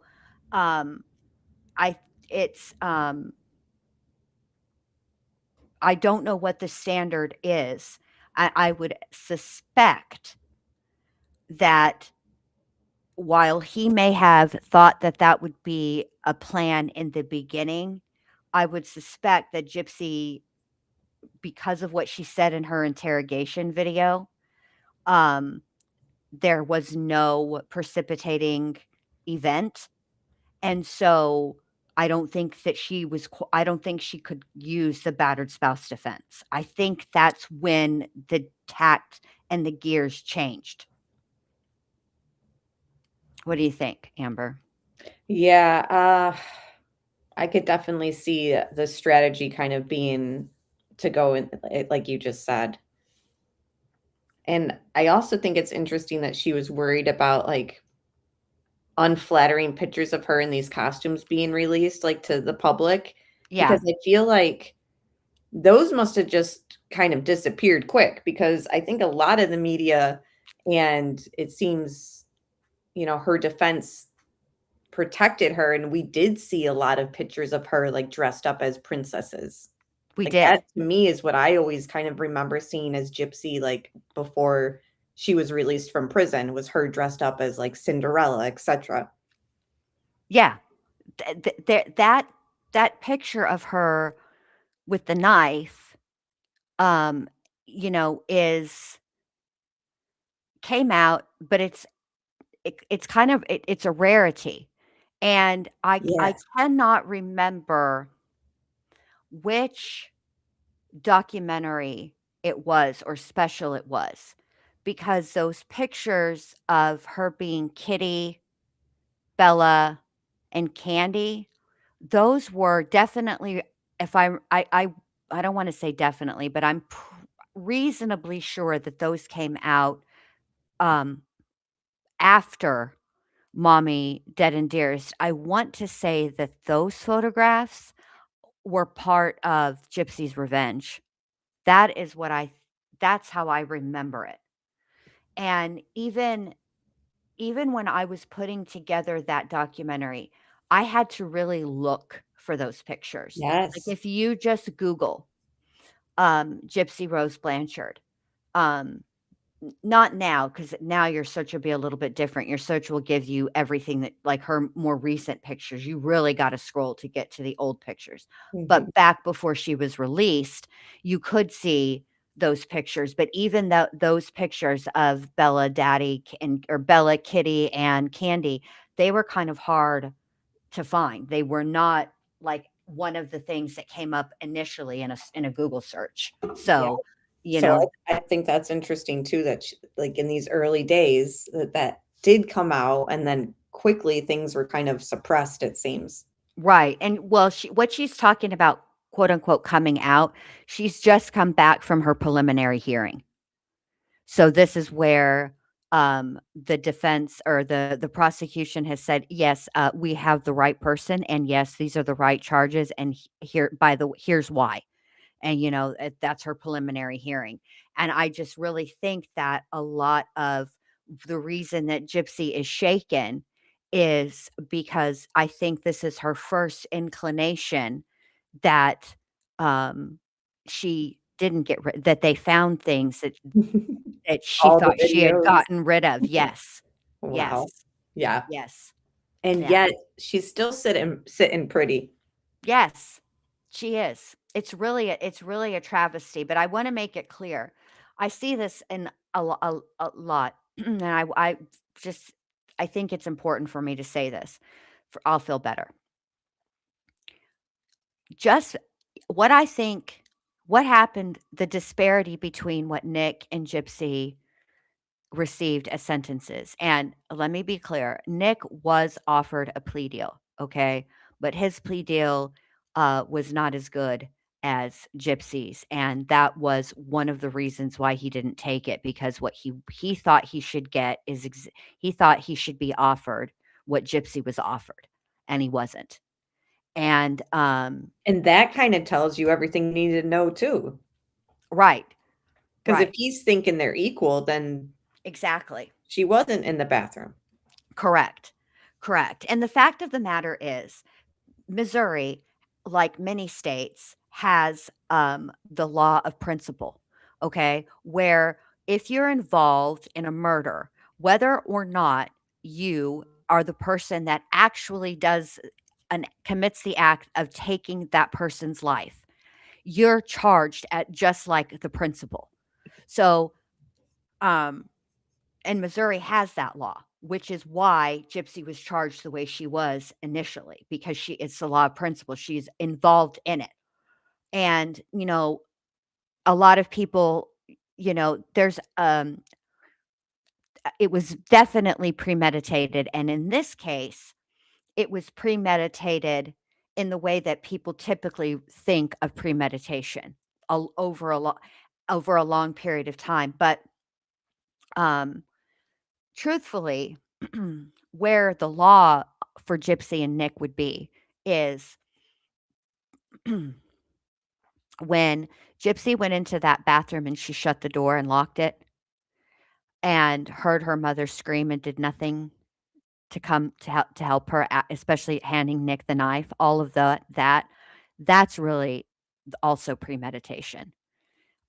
Because premeditation doesn't, under the law, have a defined time period. It can be seconds, minutes, days, hours, whatever. Where Nick's comes in is in the fact that he went there, took the knife, and entered that bedroom. When he entered that bedroom with that knife in his hand, he had, in the eyes of the law, he had decided what he was going to do, which is the problem with that is because of Nick being on the spectrum, I don't believe that he actually could form the necessary deliberation defined by law um, in that moment. Because I think that I don't think that Nick thought he had a choice. And a lot of people, Mhm. when the trial was going on, were like, well, he knows right from wrong. But it was never about that. It was the argument made by his defense was never whether or not Nick knew right from wrong. That's not what they were trying to say with respect to him being on the spectrum. What they were trying to say is that because he's on the spectrum, because of his, how every person that's on the spectrum is an individual, and no two people are the same, and they don't present the same. But the way that Nick is, his processing, his thinking, that he didn't know that he had a choice. He knew it was wrong. He knew that murder was wrong, but he didn't think that he had a choice. So therefore, could he actually deliberate under the law? And plus, isn't there an IQ issue as well with him? I think he does have a lower IQ, but that would only keep him from capital punishment, really. I mean, even if you are I got you. that's not going to keep you if you are commit a violent act, then you're going to be charged. It's just it's just how where mainly the argument would be, where will you serve your time? I've always personally thought that Nick belongs in a secure facility. I don't think that the answer to correcting the miscarriage of justice and the disparity between their two sentences is to free Nick. No, I Um, agree. I think, yeah, Yep.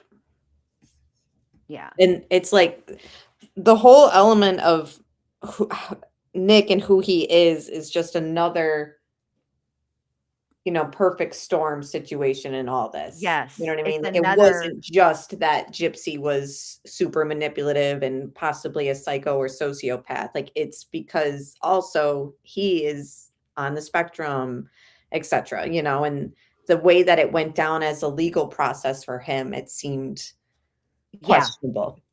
yes. Amy says, didn't the Supreme Court say if he was stunted enough, that warrants an opportunity for parole like a juvenile? I need to look at that. I don't want to answer that because I'm not sure, but I will find out for you. I am quite interested in that. Becky's P says IQ is related to competency, I thought. Okay. So when it comes to competency, for an individual to be considered competent to stand trial, they have to meet a few elements.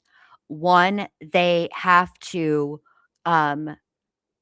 know what they're charged with. They have to understand who the people in the courtroom are, like the judge, the prosecutor, their attorney. They have to understand that. And then they have to be able to aid in their own defense. The bar for competency is very, very low. You know, it's very you have to be It must be low if Lori Vallow made it. I think where it went to her is I think they wanted to spend time trying to discern whether these were true religious beliefs, or was she suffering from hyper-religiosity, which is something different.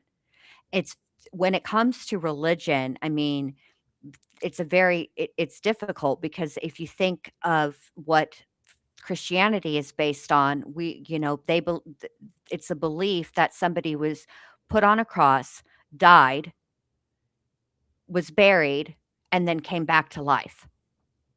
And they're part of a holy trinity that's omnipotent. And that is, if you talk about it in those terms and you hear somebody talk about, if they were saying it in a different way, or talking about not talking about it not in a religious aspect, but maybe some other type of aspect, right?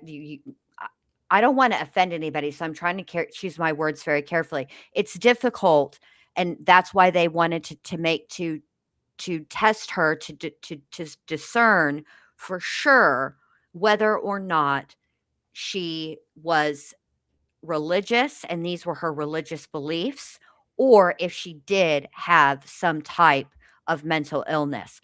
The other, like, Okay, that makes sense. Rob Reiner's son, okay? Mhm. One of the things that could make him be deemed incompetent to stand trial is, we know that he's been diagnosed schizophrenic, okay? Should he, for whatever reason, either they can't get him the right medication, or he refuses to take the medication, whatever the case may be, and he goes into a um not be medicated, and it would be be very difficult if he's a person with schizophrenia that hears voices or has hallucinations.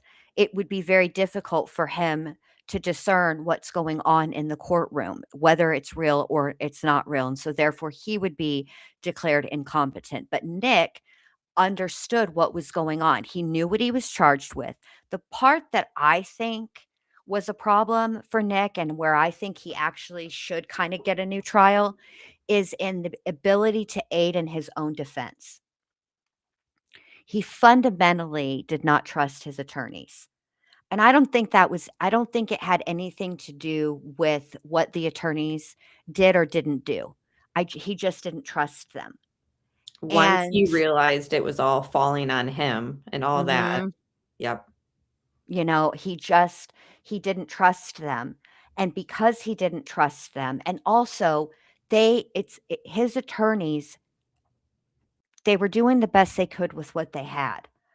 But being effective for your client as a defense attorney, who's, your client is charged with first degree murder, part of that is being able to understand people who are on the spectrum, and then the specifics of your client and how his being on the spectrum relates to him. And I don't think that they ever had the time to truly build a rapport with him, to know how to ask him the questions that would elicit the types of answers that would have helped aid in his defense. And I think that was highly problematic. Mhm. for Nick and defending him. Yeah, I could see that. And Amy is correct here. Amy says, I think it was also possibly a misstep to have her testify for the defense but favor the prosecution. I think that was shady on the part of the prosecution and not their role. Well, so she was under subpoena. She could have been called by either the defense or the prosecution.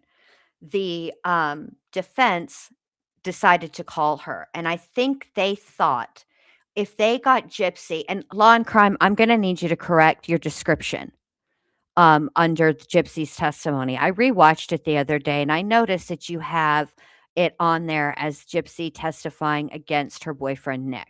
Yes, that's where I got confused on it, and That's in comments corrected it, and I was like, "Oh, wait," and then I realized, I was like, "Oh, Law and Crime." I'm like, Jesse Yeah. Weber. Yes, Jesse, get on that. Get on that right now, immediately. I can see how they would be how it would be confusing, particularly considering the testimony that they Oh, yeah. elicited from her. Mhm. But in truth, she testified for the defense.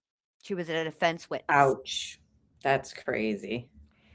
Although at the same point, like point blank, like they asked her, like, whose idea was it, like this, and that, and she said Right. me. You know what I mean? Like Right. she straight up, if you do like watch parts of that, it is interesting that like she does pretty much come out and say that she planned it. Like she, Yes. you know, it was all her idea. the She thing stole the is- weapon. But the thing of that is, her planning it, her talking about it, all of that did not actually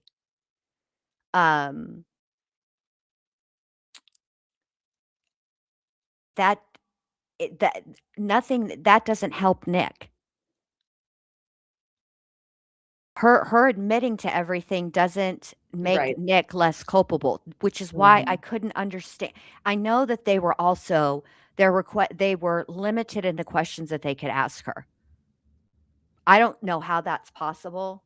I mean, she can always plead the fifth. She's not, but actually that's not true. Let me think about that a minute. Because she's not testifying at her own. Well, no, because I think I think that she could have taken the fifth. The only people that cannot plead the fifth is if you are the defendant and you decide to testify in your own defense. You cannot then plead the fifth. You waive that right when you get up on that stand. Oof. So she could have, whatever. But the bottom line is, that was Alex Murdoch's problem. Yes. He just kept talking. And the thing is that the questions that they asked her, she wasn't incredibly helpful, frankly, to either side. Really. She didn't really help the prosecution. And the fact of the matter is, she got up on that stand and she lied, and the defense knew that she lied, and she's their witness. So it's not like they could impeach her. Right. And the state wasn't going to do it because they didn't need was to. a misstep. So but at the same time, like Nick did what he did. So like I say it's a misstep as far as like if I was a defense lawyer and stuff, like maybe others would learn from it and be like, okay, don't do that. You know what I mean? Right. But as far as like getting justice for Dee Dee, it's like, I mean, Nick is where he should be, in my opinion. It's just still doesn't make me feel any better that Gypsy's, free. It's just this case is just wild. There was no justice for Dee Dee. Hey, Sizzle says new here. This host is so smart. Is she an attorney? I am not an attorney. However, I have watched not literally. I've watched like at least 11 billion trials in my day. In my 49 years on this planet, I've watched. She's not an attorney, but she plays one on YouTube. No. On the tubes. The thing is, I do. I worked really hard and did a lot of research trying to understand legal concepts. That's good. We should be learning this stuff in high school. We should. And this is an excellent point here. Misbehavin says, and Nick never got a fair trial. He was sabotaged through the whole thing. This is also true. You know, there was a lot of Mommy Dead and Dearest came out before his trial. There was a lot of It's terrible. publicity and interviews and things that were done before Nick's trial that, you know, painted Gypsy as the victim. Yep. And Trial by Nick, media. exactly, and Nick and Dee Dee as the villains in all of this. In Which fact, is wild. Like, how do they sleep at night? I Like, don't know. and it's unfortunate that it's slowly people are starting to wake up and be like, wait a minute, Dee Dee, poor Dee Dee. Right. Like, you know, I cannot remember which documentary or special it was, but there's a part in one of them. I want to tell you guys that I think it's Dr. Phil, where he equates Gypsy leaving one abusive person for another, essentially trading Dee Dee's abuse for Nick's abuse and control. And I thought that was so incredibly irresponsible of him to do and to say, because even at that time, there were things that would have been available to the Dr. Phil show to look at, to review, to investigate. And if he had done that, I don't think he would have said that. I don't think he would have said that. I think when you really, really, really, really look at the text messages in those days before Dee Dee's murder, when they get into a fight, there's a little tiff that carries over. It's initially we just saw the text because that's all that was available, but now I think we're getting more of that stuff released, and hopefully we'll be able to fill in those blanks over, because they talked over different apps. But if you can I suggest to everybody reading those text messages more than one time all the way through, and here's why. Because once you get over the initial holy guacamole, it's like super awkward and you feel a little dirty and icky even reading it, right?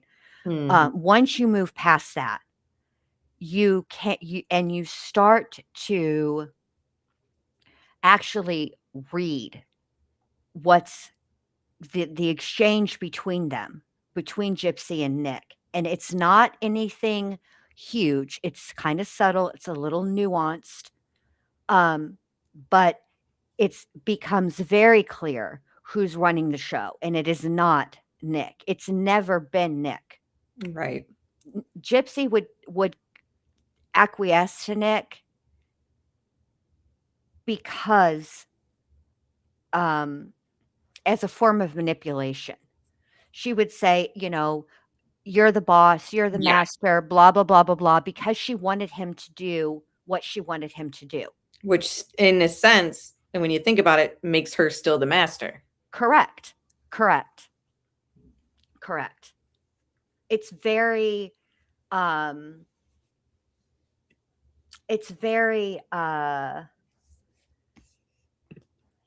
it's disheartening to see the access to documents and evidence that mainstream media had at the time. Right. And they, for whatever reason, could have done their due diligence and put out the truth, but instead continued to basically copy paste the same narrative. And that is really, it's frustrating. It's really frustrating. It's really disheartening, You know, Amy, I've thought about this as well. Amy says, I think a lot of answers could be in messages to other men if she tried to get it done before. Um, this is what I think is is li- the most likely reasonable thing that could have potentially happened. I think that Gypsy did shop around for men to rescue her, but I don't think that she did it overtly. I think that she fished. And I think that I don't know another way to say this, but to say it like this. The reason I think that Gypsy is dangerous is because Gypsy is a predator. She is the type of person that can see weaknesses in other human beings and recognize what it is that that person needs her to say and do and be. And she is able to become that in an effort to control them. And that is what makes her dangerous. Mhm. And I There's think a reason she went for Nick. correct. I think it's my opinion that I think that Nick uh, I think she only got serious with Nick after his arrest at McDonald's. I think that I think he told her what happened. I think she knew what was going on in that at McDonald's. I think that the fact that he was already found to be carrying a weapon and that weapon happened to be a knife at the time. I think that the circumstances, the questions that the cops asked him specifically about what he was viewing on his computer, I think all of those checked boxes um, Yes. for Gypsy because I think she was definitely shopping, but I think that um, there's a I think she kind of she really had to step by step with it with Nick a lot, and I think that I think she got irritated and quite frankly impatient with him. There's a couple of there's a a part in this in the footage from the bus stop where they're at the counter and they're finding out when they go the first time and they're Mhm. finding out that that the bus is full and Nick is talking to the attendant, but Gypsy is watching him and you can see that she's getting irritated and frustrated with him. And it's nothing obvious. Like it's very subtle, but like I said, when you watch something over and over and over, Yeah. you find something new each time. And Mhm. I think that's what I Do you think think that she's she had, working like, on him. almost like buyer's remorse? Like, regret, like, "Ugh, now this is what I'm stuck with?" I think that the entire time that she was going from Springfield to Wisconsin, she was trying to figure out how she was going to ditch Nick, Yeah. which is why believe that she made the post that she made. I think what she thought she was going to do was get away with all of it. I think she thought she was going to blame this entirely on Nick. Mhm. And look what I mean, that is exactly what she did. Yep. Um, I in the totally agree, and interrogation room. I I don't never thought that she would run off into the sunset with Nick and get away with it. Like, I think it was always she got what she wanted from him, and then I agree that she was probably getting annoyed with him. yeah, I agree. I'll have to look at that, Miss Behaven. I'll pay attention to that. Miss Behaven says, "Did you notice the man in the background seemingly waiting for her in the bus station? I think that was her irritation." Um, This is ATS News. Amber. Let me drop her channel for you guys. Give me just a second because I need, and I'll tag her in the description. Don't even worry. I can do it in the chat. You continue with the show because I'm a mod, so I can Oh, I just. forgot about that. Don't worry, I got that. You continue on. Oh, thank you so much. I just think that that was the plan. I think that when the detective started in with his snowball pencil eraser talk, and he wasn't beat for her bullshit because, they'd been investigating this since the day before. And he'd been up and at the crime scene and then at Nick's house and all the things, right? And he was like, I ain't finna sit here and play with you. Just tell me what you did, right? I think then she did she still blamed Nick in the end. I think she thought was, I don't think she thought they were going to find those texts. I don't think she thought they were going to find anything that tied her to being part of planning this. That's what I think. That's what I think. I could see it totally. Yeah. Because she's smart, but there's, as far as like digital evidence, I think nowadays people are a lot more aware of it, but this was almost 10 years ago when you think about it. It was 11 years ago. It happened in 2015. It's 2026. Oh my gosh, I'm thinking about the trial. Yeah, all that stuff was 2015. Yeah. Yeah. Yeah, so I just think that people's awareness of like, oh, if you delete it, it must be gone. Right. I know that a lot of people feel this way. Boudica says, I think Dan bailed on her plans last minute. There were a few hours, June 9th, Nick couldn't get a hold of her. She was talking to Dan and Dan backed out.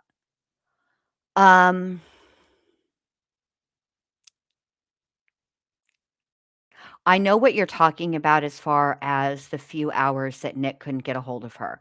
And I remember in the text messages, her explaining that she took a nap. And as far as Dan's involvement, I'm just going to tell you what I think. And this is what I think right now.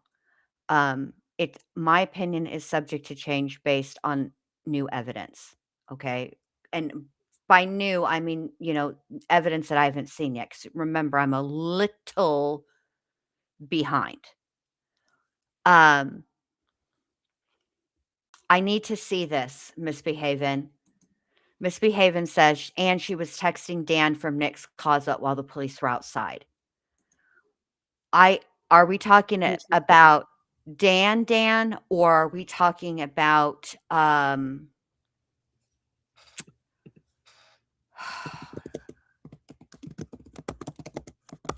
the neighbor guy? Because who was it that got into the house? It wasn't his name Dan Blanchard? Was it Dave Blanchard? Am I getting that wrong?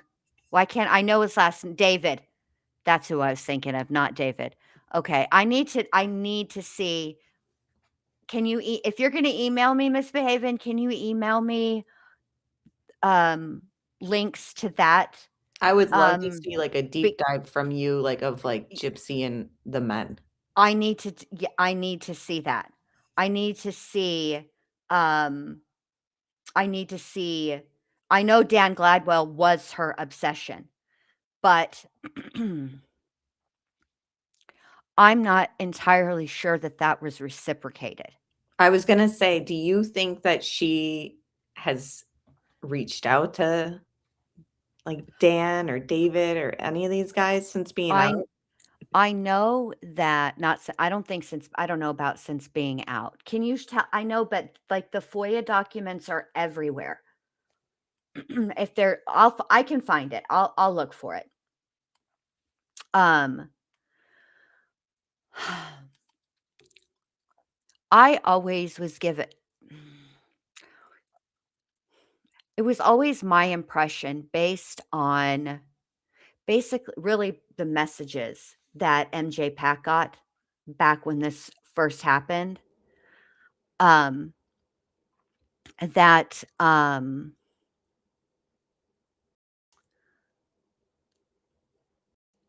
after the scene at his house, Dan kind of didn't want to have anything to do with Gypsy, and that I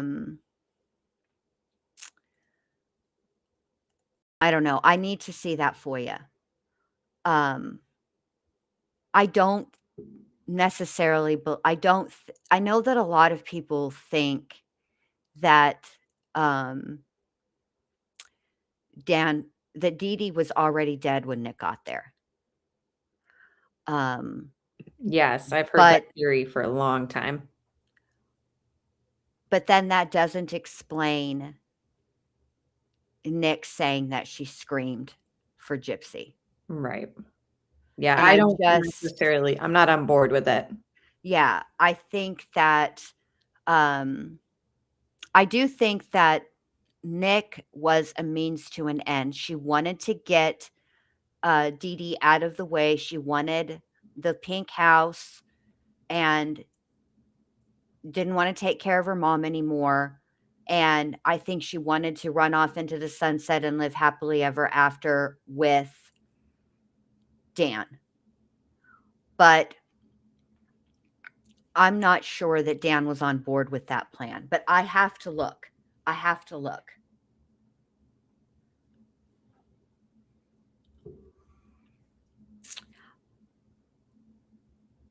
I'm going to look into that, Miss Behaven. I've seen this theory before. I need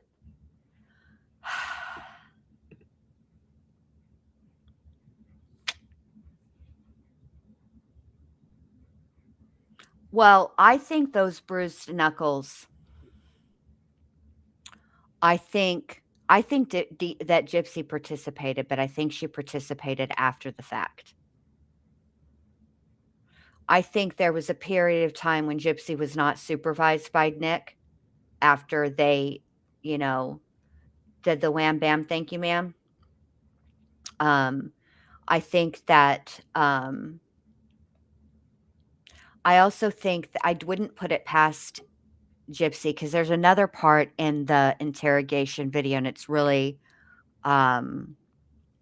interesting. So she's sitting there and she's talking to the detective, and he's sitting really close to her. And he asks her something about Nick, and she makes a motion like to show him, like for him to look at her neck and the bruises and stuff. She never says anything. I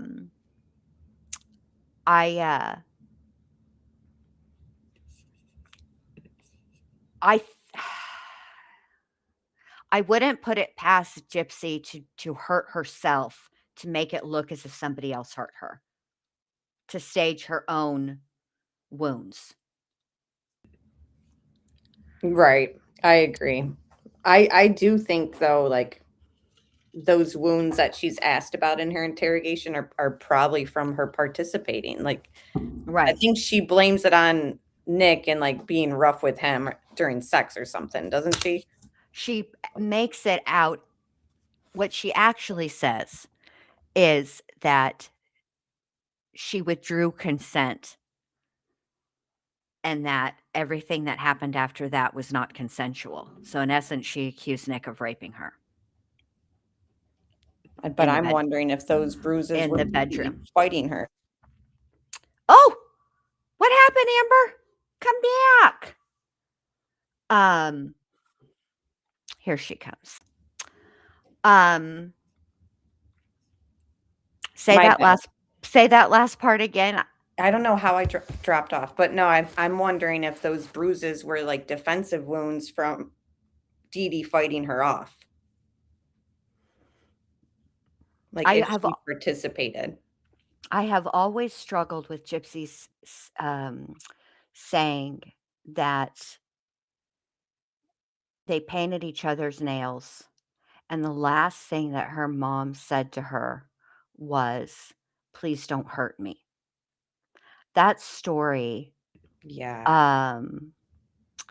has never sat right with me because I don't think that she's talking. I think she's talking about two separate events. I I agree. don't think that I think that I think she's telling the truth. I think Dee Dee did say that to her, but I don't think she said it to her during um Nail during painting. during nail painting. Agree. I suspect that the secret that is between Nick and Gypsy that Nick won't reveal is that Gypsy helped. Oh, yeah. I think that she helped kill her mother. I think she was in there. I think there's evidence of that, specifically that nightgown that she herself describes what she was wearing. It is in one of the crime scene photos. Mhm. It's not a focal point of the photo. That's not what they're actually trying to capture, but what they ended up capturing, at least in the ones that I've seen. I'm on board with Um, you. I'm gonna hop down and listen and chat, but I okay. just wanted to say happy birthday and Oh, thank you thanks for so having much, me on and babe. spending a little bit of your birthday with you, and I hope your entire day was joyous and good, and I'm excited for your little, grandchild's birthday tomorrow. Oh, thank you so much. Thank you, Amber. Thanks for coming up, babe. It's late for you, and I'm gonna wrap this up. I'm gonna, I know we were gonna watch a video, but I think I'm just gonna finish this call, and then I just need to go live more often with you guys. Thank you so Yep. much for being here. I just need to go live more. I need to make Yeah, myself. anytime I can join you too if I'm invited. I know you'll say, "Of course you're invited," but I'm happy to hop up anytime. Thank you, babe. I appreciate that. You're always invited. You know that. Anytime you want to come up, anytime and every time. Okay, well, we'll talk soon and enjoy the rest of your Absolutely. birthday. I'll see you in chat. All right. Thanks, babe. Bye-bye. Bye. So, Brandy says, forget some of us. Some of us don't know what Nick claims he did. Nick is not a liar. Um,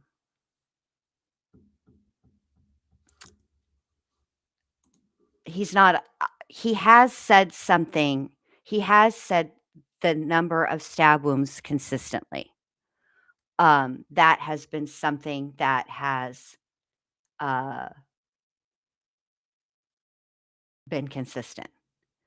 Um, and I will say this. I wouldn't go so far as to say that Nick is not a liar because he did lie. He did initially lie.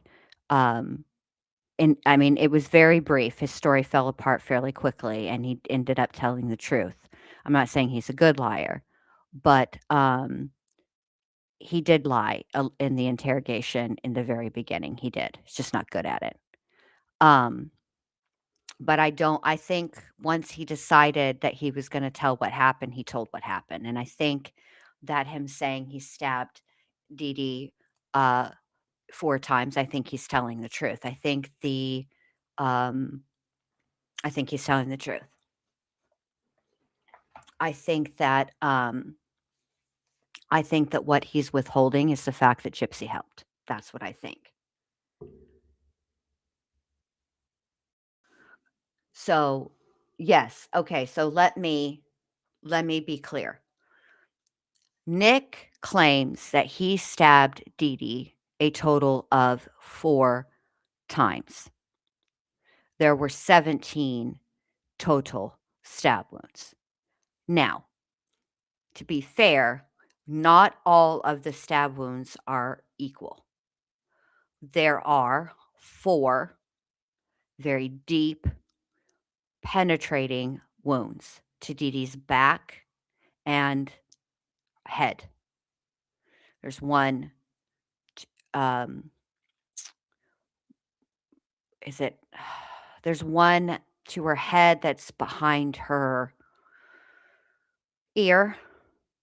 There's one to her shoulder and kind of the middle of her back. They're 4 very deep, um, stab wounds. There are 17 total. So the other stab wounds are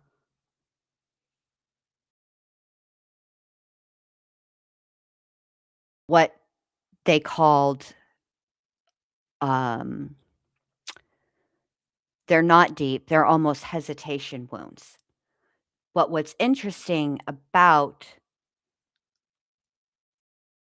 the 9 wounds that are and I'm not even counting the wound to the back of her neck, because that was just one, that it was multiple cuts, as if, because Dee Dee was almost decapitated. So, what's interesting about the stab wounds is that the 4 stab wounds, which were the lethal stab wounds, came first, which is sort of opposite of how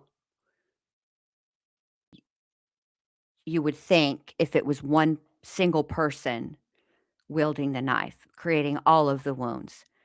You would think that typically, well, it's not that you would think, they've done studies on this, that typically the early wounds are more hesitant because people are kind of reluctant, don't know what they're doing, figuring it out. And then as the stabbing continues, they get deeper and more penetrating and all of that. But in this situation, it's the opposite. The hesitation wounds came after the deep wounds. And I need to, I'm going by what was at the testimony, what was testified to at Nick's trial. And they could discern which ones came first, because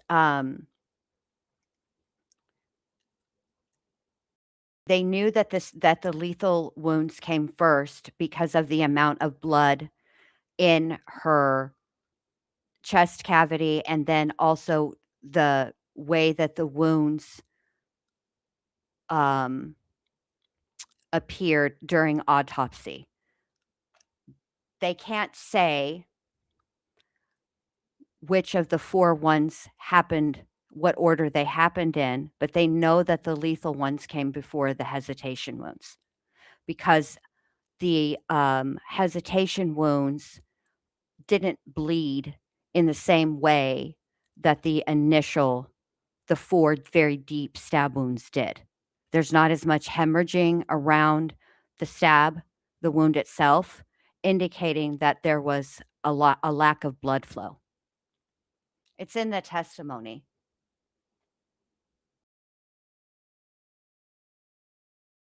It's in the testimony. It's in Nick's trial. Let me find it. Oh, it's kind of late though. We can do, I mean, I absolutely will go over it with you.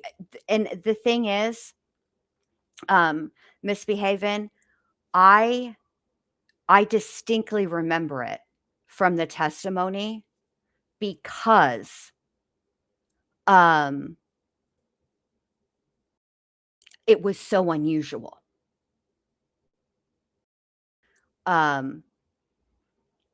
So that's why it stood out to me, and that's why I remembered it. So now I forget why we were talking about that. But so I do think that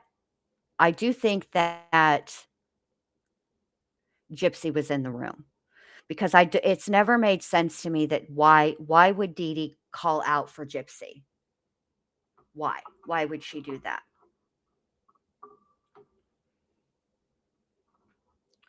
ATS says, so were any of Dee Dee's wounds from facing her? No, all of them, everything that happened to Dee Dee occurred from behind. There were no, there was nothing done to the front of her body. She never, she was always on her, she never moved from being on her stomach.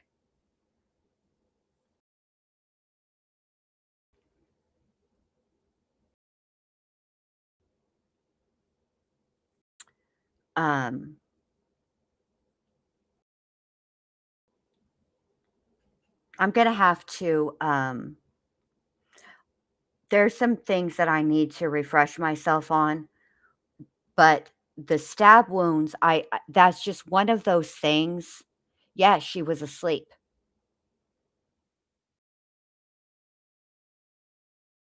she was asleep in the bed, in the bed. So I just, there's some things about all of this that have never made sense to me. For example, David Blanchard's, um, saying how he entered the house. That is a relatively small window, and he is a tall guy, and yet nothing on that windowsill or in that sink was disturbed, and I always, um, found that interesting. Um, no, I haven't, misbehaving. I need to. I have not. I don't know if you're talking to me or if you're talking to somebody in the chat. Um, but, yeah. There's a lot of stuff that's coming out now that I haven't had an opportunity to, look at yet, which is kind of why I haven't been live because, I've felt like maybe I shouldn't talk about it until I've looked at everything, but then I see the stuff that's coming out, as I'm watching it, and I do wanna talk about it with you guys. I don't know how to handle it. I really don't. That h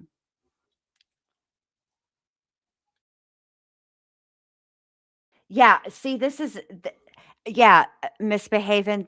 There's something not quite, and I don't mean this like he's, in on it or he was part of it. There's just something about that story that he's told that doesn't make sense because I mean, like I didn't do good in geometry. I did not. I had to take it in summer school. Well, not the second semester I did. And then I passed it. But, I passed the first semester, failed second semester, had to take it in summer school, and then I passed. So I'm not good at geometry, but I am incredibly good at Tetris. And I can see that David Blanchard is a tall, big gentleman, and I can see that that window is not a very big window, and not only is that window not a very big window, it's it's got crap all over the windowsill, there's stuff there, there's little tchotchkes, there was stuff in the sink, and you have to it's like there's a deck, right, from the window outside, but you'd still in order to get in that window, it's not like you have to pull yourself up a lot, but you still have to pull yourself up. Well, where are you putting your hands? Where are you putting your legs? You know? Like, I could see somebody small. I could see Gypsy being able to get in that window but I still don't think anybody could get in that window and not disturb anything at all. Like, I think at least 1 or 2 things would, be disturbed. And,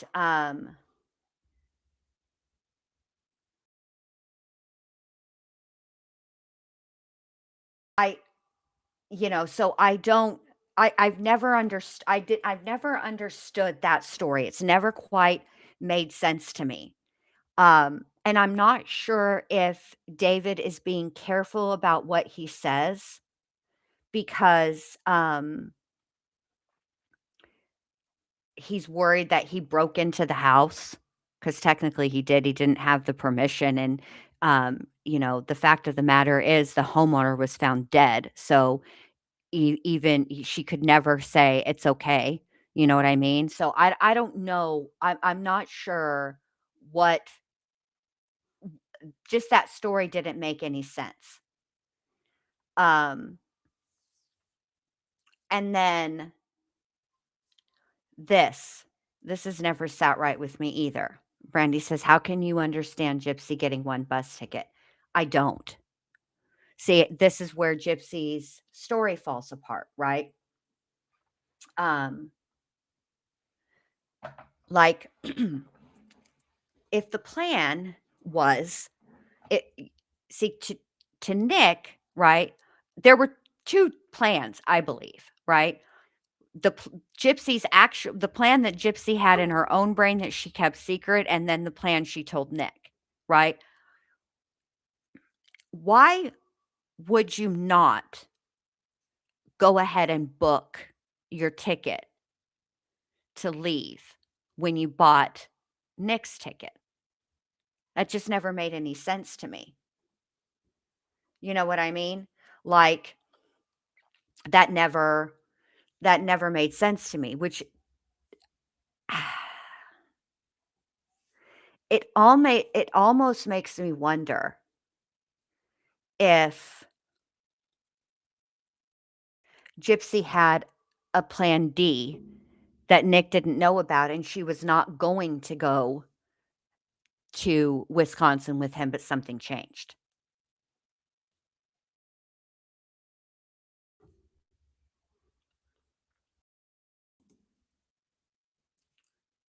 He is not David Blanchard is not related to him, nor is his wife, Christy Blanchard. They're a couple. It's David and Christy Blanchard, and they laugh because they're not related. It was a joke on one of the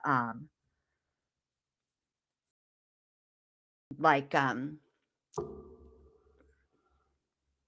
oh no, I don't think she ever loved Nick ever, ever, ever. I think he was absolutely a means to an end. Absolutely a means to an end. But I think that this is why I am a little bit interested. Well, I've always been interested in this, but now I'm starting to really want to look into this Gypsy texting Dan from Nick's closet, because I have always sort of wondered what if when, remember in the text messages where Gypsy tells Nick that she's being tempted sexually and that she was going to meet with the person and that will be the end of that, right? That's going to close the chapter or the book, whatever. She worded it really weird. And I just, it was an interesting turn of phrase that she used. Anyway, she says that and she's like, so that'll be that. Almost like she's making a to-do list of things to, before she leaves Missouri forever and ever, right? And I want to know the cupcake shop. I know that it was Dan. I know that it was Dan. My point is, which I'm sure you're all like, would you just get to it? But it's getting late for me and now I'm starting to buffer. I can hear it and I can feel it. I always wonder if that occurred, or how do I put this? I always wondered if meeting Dan at the cupcake shop or coffee shop or whatever was something real, or was it something that Gypsy wanted to do, like to let Dan know you got one last chance with me? Do you know what I mean? Like maybe he would stop her. That's kind of that's the sense I always got. Like she wanted to tell Dan, well, I just wanted to let you know um, I'm going to be, leaving Missouri. I'm going to move to Wisconsin with my boyfriend, and now we're getting married. And do you know what I mean? And like in the Notebook when what's her name goes to see Ryan Gosling, right? Noah, she goes to see Noah that one last time and then they hook up or whatever. And like she wants, he ends up, basically convincing her to stay and not marry that guy, right? Like it almost makes me wonder if that was what the intention was. Do you know what I mean?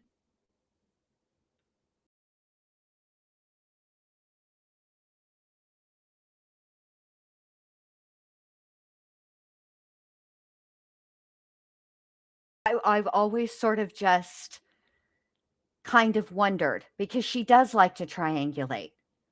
And I think her purpose for telling Nick about that is to sort of let him know, hey, I got other options out there. So if you don't do what I say and how I say it, you know, I'm out. Do you know what I mean?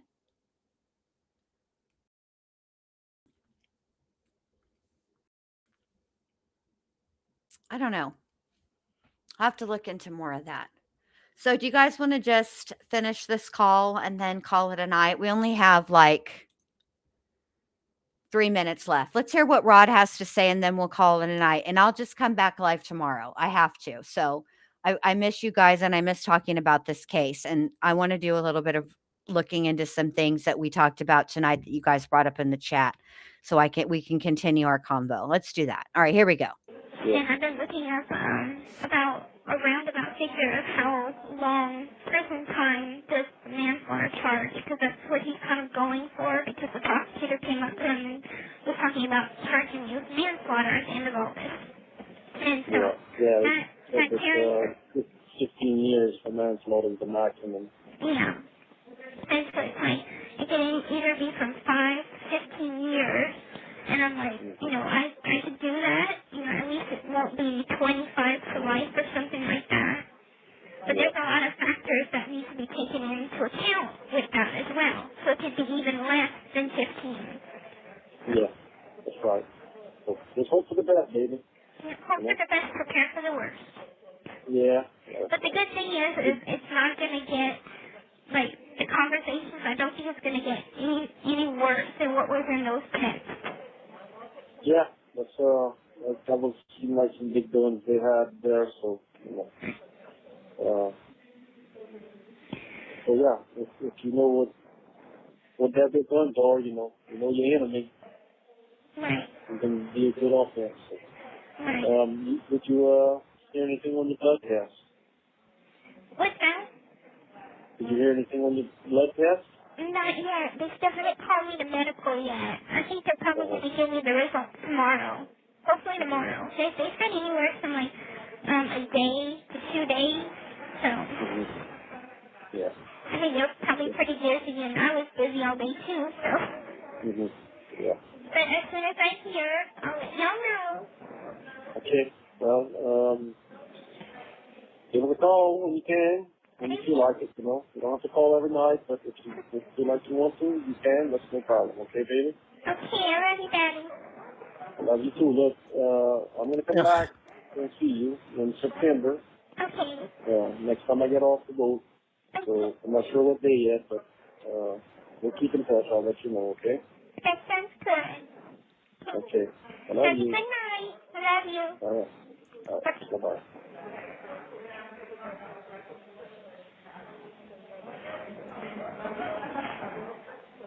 Hello?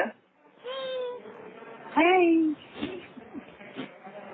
But I was just telling Daddy about the roundabout. Same thing I was telling you, just that I'm staying hopeful and I'm gonna pick myself up off this round. Yeah. There you go, baby. You stay positive. Gonna stay strong. Yeah, and stay strong. You're a survivor, sweetie. That's right. But, Oh my on TV God. right now, your daddy said. Oh, really? Yeah. Oh, it's locked down for this, huh? I'll call y'all back. Okay, I love you. Love you too. All right. Bye. You're on TV right now, your dad said. Yeah, not for anything good, for fucking murdering her mom. Gross. All right, you guys.